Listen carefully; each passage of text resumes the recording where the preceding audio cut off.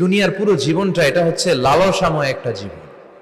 লোভ, মরিচিকা, মায়াজাল, এই মায়াজালে আমরা আটকে আছি। ফলে মৃত্যুর কথা আমরা ভুলে গিয়েছি। পাগলের মতো ছুটছি, আরো টাকা লাগবে, আরো খ্যাতি লাগবে, আরো দাপট লাগবে আমার। এত টাকা দিয়ে কি হবে? এত সম্পদ দিয়ে কি হবে? এত ব্যস্ততা দিয়ে কি হবে তোমার? স্টপ, অনেক হয়েছে, Anna. Take a rest, take a breath. সাইয়েদনা ওমর ফারুক বলেছেন, মুতু ক্বাবলা আন তামুতু, মরার আগে একবার মরো। হাসিবু ক্বাবলা আন তুহাসাবু আলাইকুম, তোমার হিসাব নেওয়ার আগে তুমি একবার নিজের হিসাবটা করো না। কাগজ বের করে একটু লিখো না কি কি ভালো কাজ করছিলা, যেগুলো দিয়ে নাজাতের ওসিলা হতে পারে। 1 2 3, আর কি কি আকাম কুকাম করছো দেখো না, লিখে দেখো তোমার অবস্থাটা কি। মরার আগে একবার মরো। মরার আগে খাটের মধ্যে শুয়ে শটান করে চোখ বন্ধ করে একবার মরার ভান করে দেখেন কেমন লাগে। চোখটা বন্ধ করেন আর ভাবেন আপনি নাই, কি কি হতে পারে ভাবেন। আপনার ছেলে মেয়েরা কান্না জুড়ে দিবে, আপনার প্রাণের স্ত্রী বিলাপ শুরু করে দিবে, বন্ধু বান্ধবের চিৎকার আর মাতম, স্থানীয় এলাকার মসজিদে ঘোষণা, অমুক এলাকার নিবাসী অমুক ভাই অমুকের ছেলে অমুক দুনিয়ায় নাই। সব আত্মীয়রা চলে আসবে, ফেসবুকে স্ট্যাটাস দেয়া হবে, সবাই সবাইকে জানাবে বিকাল 4টায় অমুক হাই স্কুল ময়দানে আপনার জানাজা। ছুটে আসবে, সবাই ছুটে আসবে আপনাকে শেষ বিদায় দিতে, গুড বাই জানানোর জন্য, আল ওয়াদা, বিদায় জানাতে আসবে সবাই। 4 তাকবীর দিয়ে আপনার জানাজা হবে, অশ্রুসিক্ত জানাজায় আপনার বিদায় হবে। কাঠের খাটিয়ার মধ্যে করে কাঁধে তুলে আপনারে কবরে নেওয়া হবে। আগে থেকে খুঁড়ে রাখা কবরটার মধ্যে আপনারে বিছিয়ে দেয়া হবে। বাঁশের কচি দিয়ে তার উপরে মাটির চাপা দিয়ে সব চলে যাবে। ভাবেন না একবার চোখ বন্ধ করে, this is the circle of life, this is the nature of life. এটা সবার হবে, আমার হবে, আপনার হবে।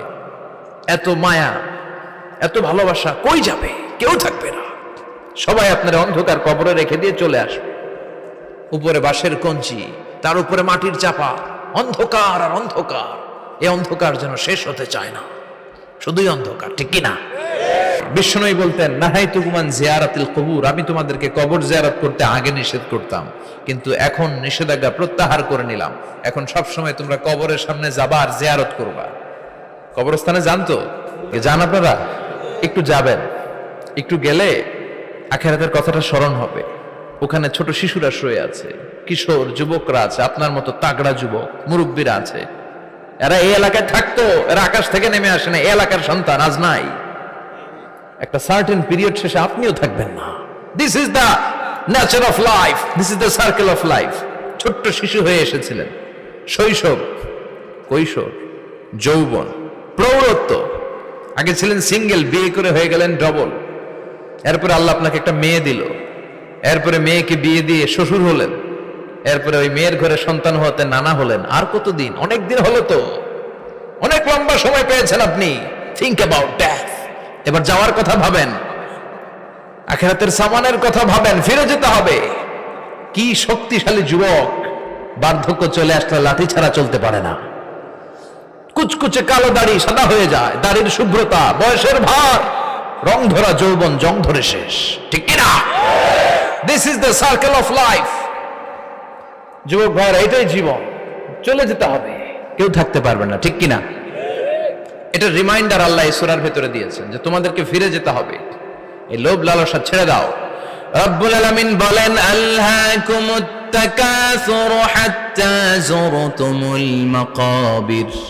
ও গোলাম, দুনিয়ার সম্পদ, লোভ লালসা তোদেরকে পাগল বানিয়ে দিয়েছে।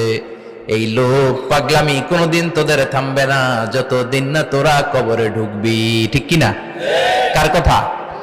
আল্লাহ বললেন, দুনিয়ার সম্পদ আর লোভ আর মোহে তোমরা গাফেল হয়ে গিয়েছো।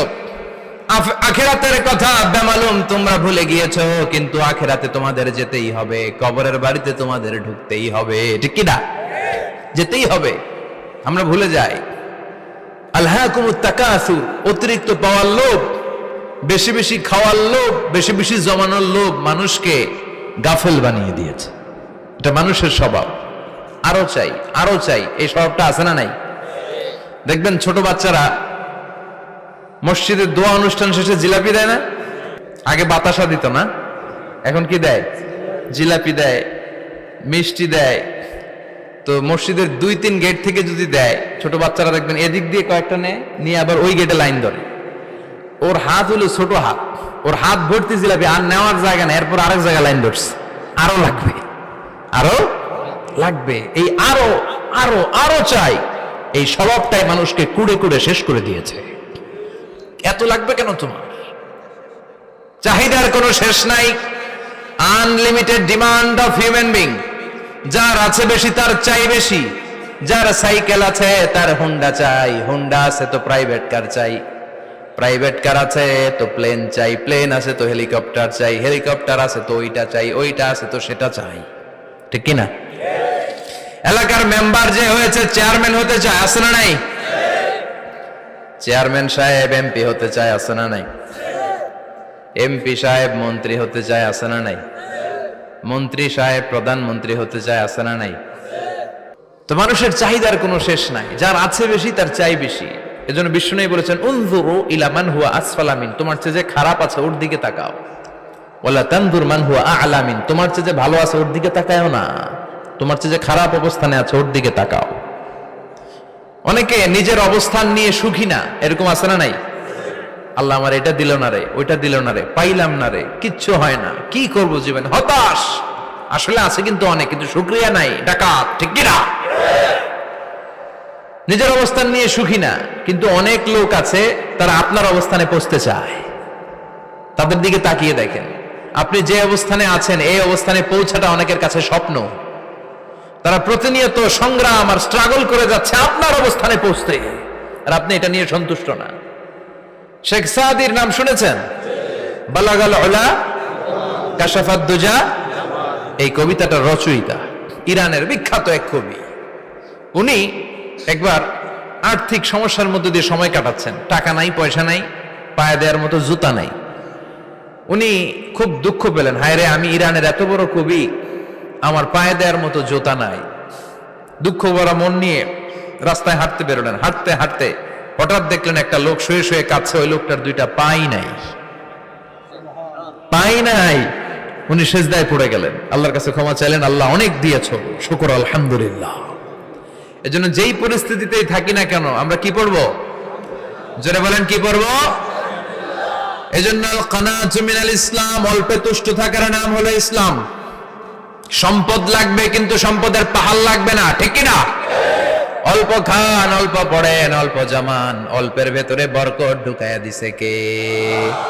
দেখবেন যাদের সম্পদ অল্প তারা সুখী বেশি। জরিপে এটা দেখা গিয়েছে, অনেক সার্ভেতে এটা এসেছে, যারা সম্পদশালী এরা দুঃখী বেশি, এদের দুঃখ বেশি, টেনশন বেশি।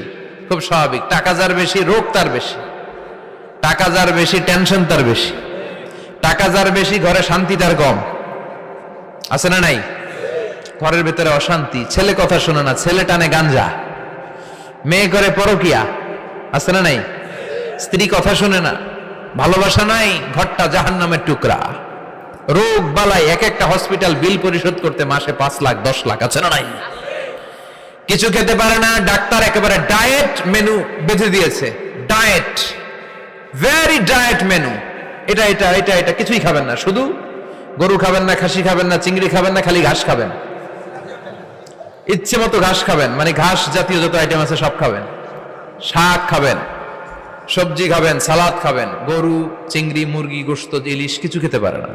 তাহলে রোগ বেশি, খাওয়ার মজা নাই, ঘরে সাংসারিক শান্তি নাই, খালি ব্যারাম আর ব্যারাম, ঠিক কিনা?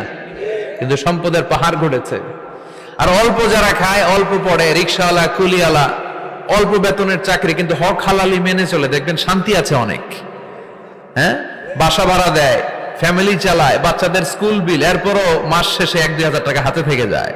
আর ওর প্রতি মাসে 10 কোটি টাকা ইনকাম, তারপরও ব্যাংকের ঋণ আছে না নাই?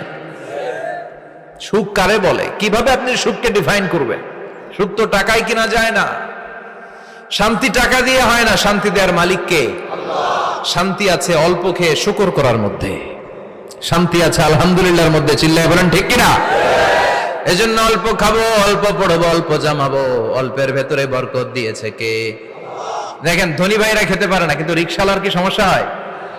রিকশালারা সব খেতে পারে, কুলিওয়ালা, দিনমজুর, এরা একেবারে স্লিম সুঠাম দেহি, মেদহীন পেট, পেটে কোনো মেদ নাই, ভুড়ি নাই, আর কোটিপতিদের মেদ আসারা নাই, এত বড় বড় পেট, ঠিক কিনা? আমাদেরও পেট আছে, তবে হালাল পেট, এটা হারাম টাকা দিয়ে এই ভুড়ি বানাই নাই আমরা, ছিলে বলেন ঠিক কিনা? রিক্সাওয়ালা, কুলিওয়ালা নিজেও নামাজ পড়ে, বউও নামাজ পড়ে, বাচ্চাটাও নামাজ পড়ে, রিক্সা চালায় আর জিকির করে লা ইলাহা